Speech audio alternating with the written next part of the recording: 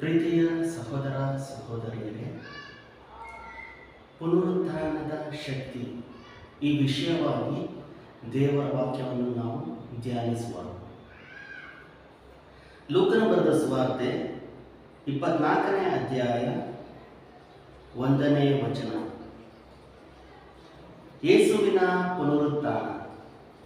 ಆ ಸ್ತ್ರೀಯರು ಸಬ್ಬತ್ ದಿನದಲ್ಲಿ ಧರ್ಮ ನಿಯಮದ ಪ್ರಕಾರ ವಿಶ್ರಮಿಸಿಕೊಂಡು ವಾರದ ಮೊದಲನೆಯ ದಿನದಲ್ಲಿ ಇನ್ನೂ ಒಬ್ಬಿರುವಾಗ ತಾವು ಸಿದ್ಧ ಮಾಡಿದ ಸುಗಂಧ ದ್ರವ್ಯಗಳನ್ನು ತೆಗೆದುಕೊಂಡು ಸಮಾಧಿಗೆ ಬಂದರು. ಸಮಾಧಿಗೆ ಮುಚ್ಚಿದ ಕಲ್ಲು ಅಲ್ಲಿಂದ ಉರುಳಿಸಲ್ಪಟ್ಟದ್ದನ್ನು ಕಂಡು ಒಳಗೆ ಹೋಗಿ ನೋಡುವಲ್ಲಿ ಯೇಸು ಸ್ವಾಮಿಯ ದೇಹವು ಕಾಣಲಿಲ್ಲ. ಈ ವಿಷಯದಲ್ಲಿ ಅವರಿಗೆ ಗಲಿಬಿಲಿ ಉಂಟಾದಾಗ ಹೊಳೆಯುವ ಉಡುಪನ್ನು ಧರಿಸಿದ್ದ ಇಬ್ಬರು ಪುರುಷರು ಅಕಸ್ಮಾತ್ತಾಗಿ ಅವರ ಬಳಿಯಲ್ಲಿ ನಿಂತುಕೊಂಡರು. ಆ ಸ್ತ್ರೀಯರು ಭಯ ಹಿಡಿದವರಾಗಿ ತಮ್ಮ ಮುಖಗಳನ್ನು ನೆಲದ ಕಡೆಗೆ ಬಗ್ಗಿಸಿಕೊಂಡಿರುವಾಗ ಆ ಪುರುಷರು ಅವರಿಗೆ, ಸತ್ತವರೊಳಗೆ ಬದುಕಿರುವವರನ್ನು ಹುಡುಕುವುದೇನು? ಆತನು ಇಲ್ಲಿ ಇಲ್ಲ, ಎದ್ದಿದ್ದಾನೆ. ಆತನು ಇನ್ನು ಗಲಿಲಾಯದಲ್ಲಿದ್ದಾಗ ಮನುಷ್ಯಕುಮಾರನು ಪಾಪಿಗಳಾದ ಮನುಷ್ಯರ ಕೈಗೆ ಒಪ್ಪಿಸಲ್ಪಟ್ಟು ಶಿಲುಬೆಗೆ ಹಾಕಲ್ಪಟ್ಟು ಎದ್ದು ಬರುವುದು ಅಗತ್ಯವೆಂದು ನಿಮಗೆ ಹೇಳಿದ್ದನ್ನು ನೆನಪಿಗೆ ತಂದುಕೊಳ್ಳಿರಿ ಎಂದು ಹೇಳಿದರು. ಸ್ತ್ರೀಯರು ಆತನ ಮಾತುಗಳನ್ನು ನೆನಪಿಗೆ ತಂದುಕೊಂಡು ಸಮಾಧಿಯ ಬಳಿಯಿಂದ ಹಿಂತಿರುಗಿ ಹೋಗಿ ಆ ಸಂಗತಿಗಳನ್ನೆಲ್ಲ 12 ಮಂದಿ ಶಿಷ್ಯರಿಗೆ ಉಳಿದವರೆಲ್ಲರಿಗೂ ತಿಳಿಸಿದರು. ಆ ಸ್ತ್ರೀಯರು ಯಾರೆಂದರೆ ಮಗ್ದಲದ ಮರಿಯಳು, ಯೋಹಾನಳು, ಯಾಕೋಬನ ತಾಯಿಯಾದ ಮರಿಯಳು ಇವರೇ ಎಂಬುವಂಥದ್ದೇ.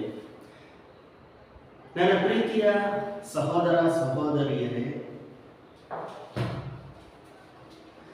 ಇದು ಒಂದು ಮಹಾ ಅದ್ಭುತ ಕಾರ್ಯವಾಗಿದೆ.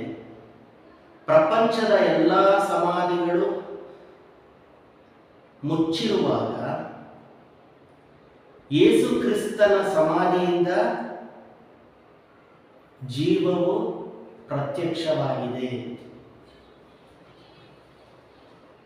ಸಮಾಧಿಯ ಸ್ಥಳದಲ್ಲಿ ನಮಗೆ ಏನು ಕಾಣಿಸ್ತಿದೆ? ದುಃಖ ಕಾಣಿಸ್ತಿದೆ. ಯಾವುದೇ ನಿರೀಕ್ಷೆ ಸಹ ಇರುವುದಿಲ್ಲ. ಆದರೆ ನಾವು ಯೇಸುವಿನ ಸಮಾಧಿಯನ್ನು ನಾವು ನೋಡುವಾಗ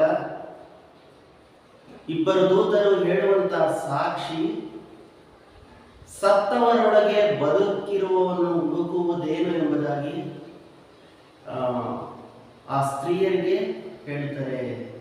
ಆತನು ಇಲ್ಲಿ ಇಲ್ಲ, ಎದ್ದಿದ್ದಾನೆ, ಜೀವಂತವಾಗಿ ಎದ್ದಿದ್ದಾನೆ ಎಂಬುದಾಗಿ ದೇವದೂತರು ತಮ್ಮ ಸಾಕ್ಷಿಯನ್ನು ಈ ಸ್ತ್ರೀಯರಿಗೆ ಹೇಳುತ್ತಾರೆ. ಆದ್ದರಿಂದ ನಾವು ಲೋಕದ ಜನರನ್ನು ನಾವು ನೋಡುವಾಗ ನಾವು ಸತ್ತ ಮೇಲೆ ಏನಾಗ್ತೀವೋ ನಮಗೆ ಗೊತ್ತಿಲ್ಲ. ಯಾವುದೇ ಸತ್ತ ಮೇಲೆ ನಮಗೆ ಯಾವುದೇ ನಿರೀಕ್ಷೆ ಇಲ್ಲ. ಆದರೆ ನಾವು ಕ್ರಿಸ್ತನನ್ನು ನೋಡುವಾಗ ಆತನು ಜೀವದಿಂದ ಎದ್ದಿದ್ದಾನೆ, ಮರಣವನ್ನು ತುಳಿದು ಜೀವದಿಂದ ಎದ್ದು ಬಂದಿದ್ದಾನೆ. ಇದೇ ನಮ್ಮ ನಿರೀಕ್ಷೆ ಪ್ರಿಯರೇ. ಯೇಸು ಕ್ರಿಸ್ತನ ವಾಕ್ಯದಲ್ಲಿ ನಾವು ನೋಡುವಾಗ, ನನ್ನನ್ನು ನಂಬುವವನು ಸತ್ತರೂ ಬದುಕುವನು, ಬದುಕುವವನು ಎಂದಿಗೂ ಸಾಯುವುದಿಲ್ಲ ಎಂಬುದಾಗಿ ಯೇಸು ಕ್ರಿಸ್ತನು ಅಭಯವನ್ನು ನೀಡಿದ್ದಾನೆ.